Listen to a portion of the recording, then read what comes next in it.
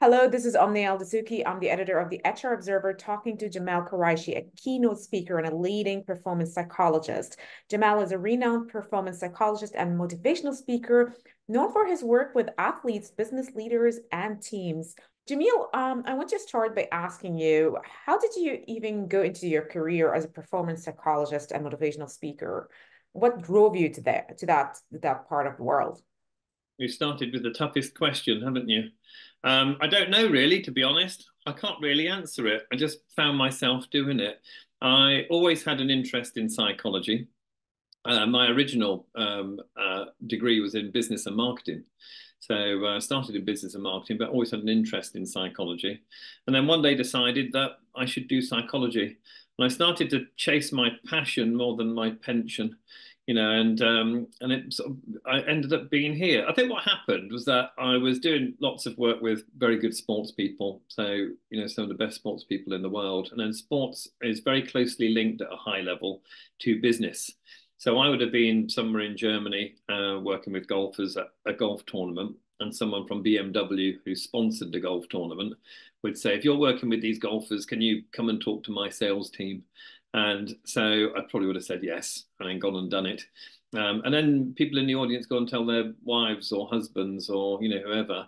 And so you end up doing a talk at their company. And then, before I knew it, I looked in my diary and I was talking about my work more than I was doing it. So, I turned around one day and I was a guest speaker. So I really talk now more than anything else. So that's where you'll find me most days, is doing a talk to an audience. So the reason why I started with that question is because there was a change in your life, right? So how did you get into this change? How did you accept change? Yeah, I think for me, I think that it's always about reimagination, reinvention, repurposing, and genuinely following something that you are engaged and enthused about. So I think when you're enthusiastic about something, it's easier to learn it. You talk more excitedly about it. You want to share it. So I think that what happened for me was that I genuinely found something which made me feel purposeful. I really enjoyed, the idea of psychology. I enjoyed the idea of finding out what people do and then helping them to do it better. So I think everyone can be better, and it's just a matter of, trying to create a mindset or attitude which optimizes our potential. So I think I Right. had so much personal interest in it. I didn't necessarily see it as change.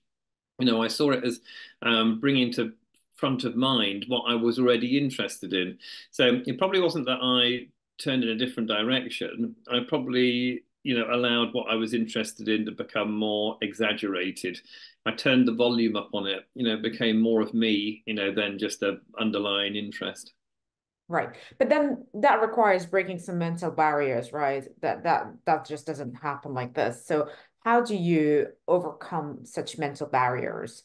And since it's we're talking about your experience now, I also want to move into the experiences of others. How do you help others to overcome their mental barriers to change? Yeah, so I think that, there's a few things on that one. How do we change people's thinking? How do we change our own? I think that perspectives are very important, how we see things. And there's a variety of ways in which we can see things. So, let's consider all options. Let's look at all perspectives.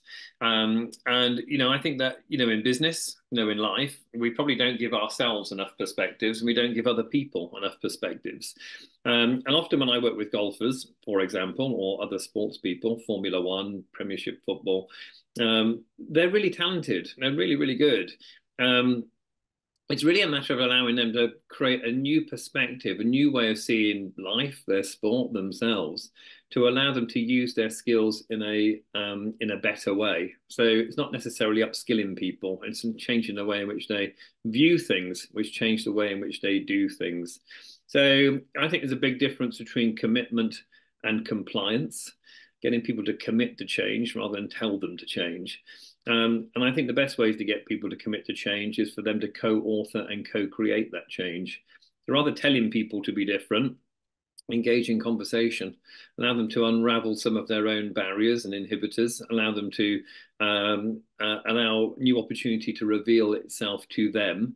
And so co-authoring and co-creating works very well. People support what they help to create. It's an important change principle. It's an important leadership principle, an important sales principle at the moment, actually. So, people support what they help to create. The best way to get someone to accept an idea is for them to believe it was their own. So, the more conversations that we can have, which allow people to see things differently, choose different routes, understand these new outcomes can be achieved by looking in different directions, the better.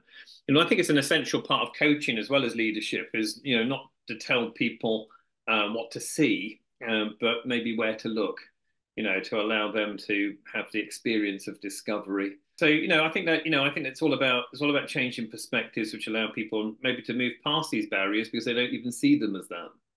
That's not easy, right? Like, it's not easy, specifically in your line of work. You work with high level athletes, and just the idea just to make them get over perhaps their ego or whatever is holding them from change. That's not easy. How do you do that? Omnia is not easy. No, not at all. Yeah, so I think that I think the tailors who make clothes, they say measure twice, cut once. And I think that it's good advice. But the more conversation you can have, the more listening you can have, the more understanding you can have, the better your chance of moving in the right direction in the first instance. So you don't necessarily need to readjust. But so, I think that good conversations are key. I think allowing people to understand what they're seeking to achieve and create. Where do you want to go? What do you want to achieve? What does long-term success look like? So allowing people to build a vision and tell a story about what success looks like. Right. Um, I think for people to break it down into component parts is a really important thing. So all great achievements are the result of many small achievements. So, Right. how do we break this down? And I think it's important to celebrate successes, no matter how small, so people understand that they're moving in the right direction. And I think it's really important to tell stories. So, and I don't think we tell enough stories in life. We certainly don't tell enough stories in business. So, I think stories really allow people to gain a three-dimensional picture and an emotional connection between where they are and where they want to be. So, in business, we, win a big contract or we want to put in place a strategy or a plan or a culture change program. We give people numbers and we give people graphs, charts. We tell them what it looks like, but we don't tell a story. We don't share a vision. We don't give a little bit of ourselves away. We don't. We don't create a picture which allows people to fully engage with their hearts as well as their minds. So, not if you, for example, if an alien came down to this earth and you had to tell the alien all about the planet and all about, being human, but you weren't allowed to tell them a story. You give them graphs and charts and data, statistics, they wouldn't know what it's like to be human. So, not every tribe or civilization on this planet uses the wheel. Every single one uses storytelling. And there are Aboriginal tribes who'll measure the strengths of a tribe on how many stories are told. So, I think that once you start to engage people in a more three-dimensional and emotional way, allow them to catch a feeling, as much as a plan, understand the plan, Right. then I think it's a really interesting way to inspire people and motivate people, into understanding why change, is good or how to make it or what it can result in. Right. And then let's say they have changed, they have succeeded, or they have reached a peak performance, etc. Can you share some of the strategies or principles that you actually use to make sure that they are on the path all the time, or at least most of the time? Yeah, well, it's a very good question, isn't it? Because I think it's really hard to get to number one in the world, but I think it's even harder to stay there. And I think the best way to remain number one is to keep imagining you're number two. So, and this is where reinvention, reimagination comes in. If better never stops, then continuous improvement should be part of our strategy. And I think that those who experiment the most win consistently. I think it's true. It's always better to be disrupted from the inside than from the outside. So many organizations found that out a few years ago. The pace of change internally must match the pace of change externally, if you're a key sports person or if you're a business. So, things are changing all the time, inside and outside.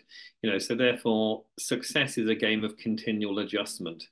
So it's not about understanding what's allowing us to be successful and continuing to do it necessarily. It's about understanding what's allowing us to be successful, and so therefore what we need to give up to allow us to have further success.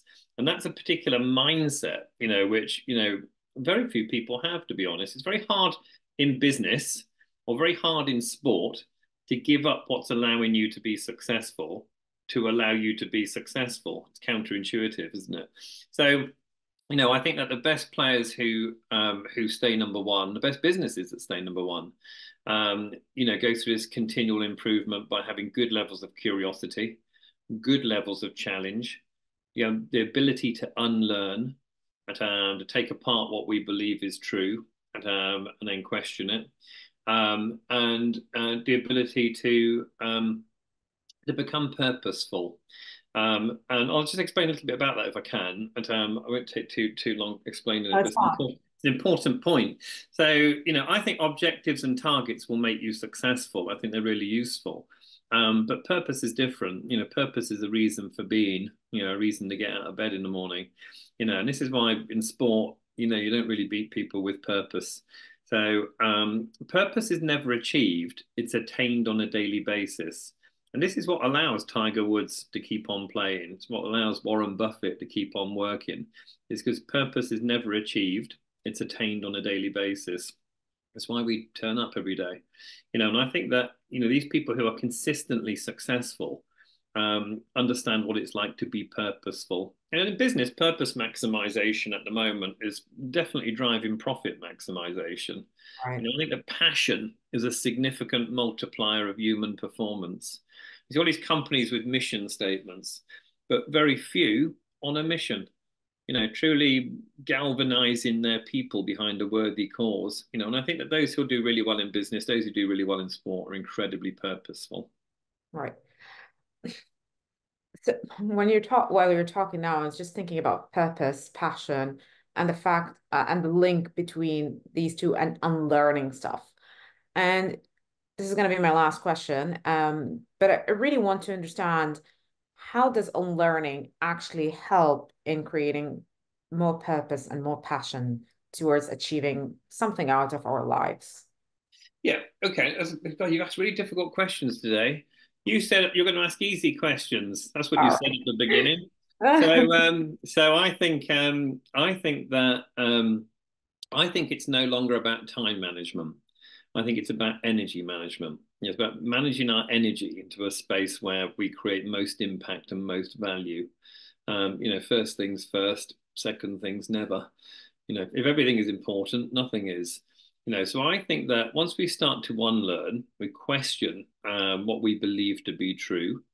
We question the world around us. We all have a viewpoint of customers. We have a viewpoint of the market. We have a viewpoint of competition, our products, our services. Once we start to question these things and whether they're still true, and whether what we believe about them is still right, because the world is changing so fast, I think we start to direct our energy into a new space.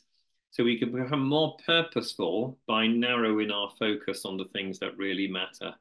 And in a way, that unlearning bit, the link between unlearning and purpose, is perhaps to move away from some of the distractions. Some of the areas where, we believe it's activity, we believe it's productivity, when really it's just activity. So once we start to unlearn by, understanding the world better, by good questioning and curiosity and some self-challenge, as well as challenge of those around us, then maybe we could become more purposeful, because we start to see, where our true impact, really lies. Right. Well, Jamil, thank you very much for your time, and I look forward to meeting you Thank in person you.